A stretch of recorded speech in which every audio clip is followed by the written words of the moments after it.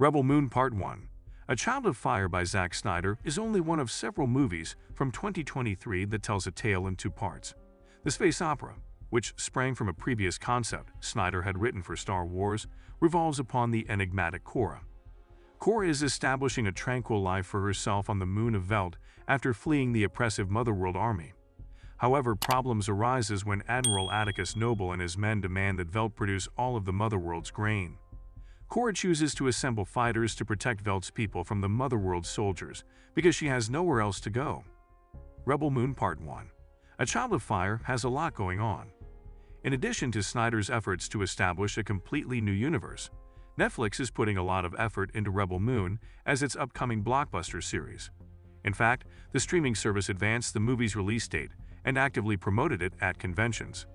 The general agreement is that the movie concludes with the excellent lead-in to Rebel Moon.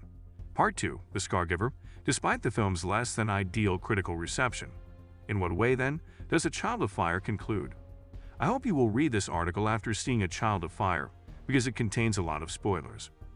Rebel Moon, Part 1.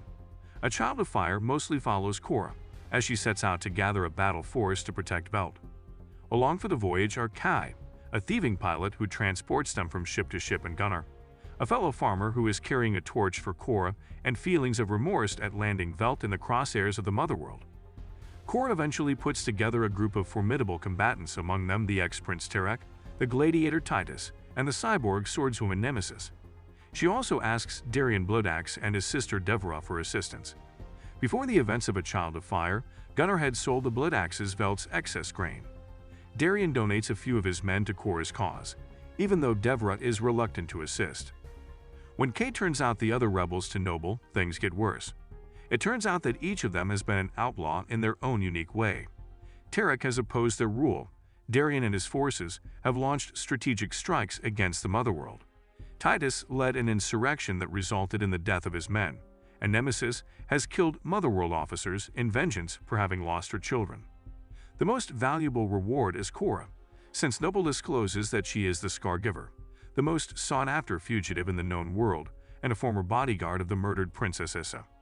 After killing Kai and releasing the rebels, Gunnar at last finds atonement, sparking a fierce gunfight. A melancholic note permeates the conflict as Darian gives his life to destroy a Motherworld gunship. Additionally, the rebel warriors are completely destroyed by said gunship, forcing Kora, Gunnar, Titus, Nemesis, Terek, and revolutionary Nullius to flee back to Veld.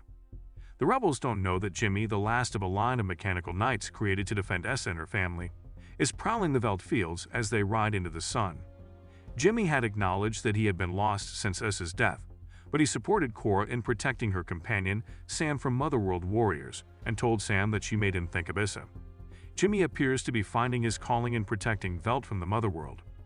Noble's mission and Kora's search for warriors are concurrent. The Motherworld gave him the mission to find and destroy any pockets of insurgency, and he accomplishes it with frightening skill. Anyone who supports or harbors rebel forces will either have their world destroyed by the King's gaze, a dreadnought, or suffer a beating from Noble's bone staff. Noble is driven to put down any uprising in order to secure a place in the Motherworld Senate, much as Kora is driven to defend her country. In the last act, Kora and Noble engage in a fierce combat that culminates with Kora impaling Noble with his own bloodstaff, seemingly causing him to fall to his death. Since this is a science fiction fantasy movie, or more accurately, the first of two parts, Noble is saved by the priests of Motherworld, who connect him to a device that enables him to speak with Regent Balisarius telepathically. Noble is given a new duty by Balisarius: destroy the Veld resistance and deliver Kora to him alive. After her homeworld was destroyed, Balisarius adopted her and turned her into a fighting machine. Now, he wants to kill her in person for her disobedience.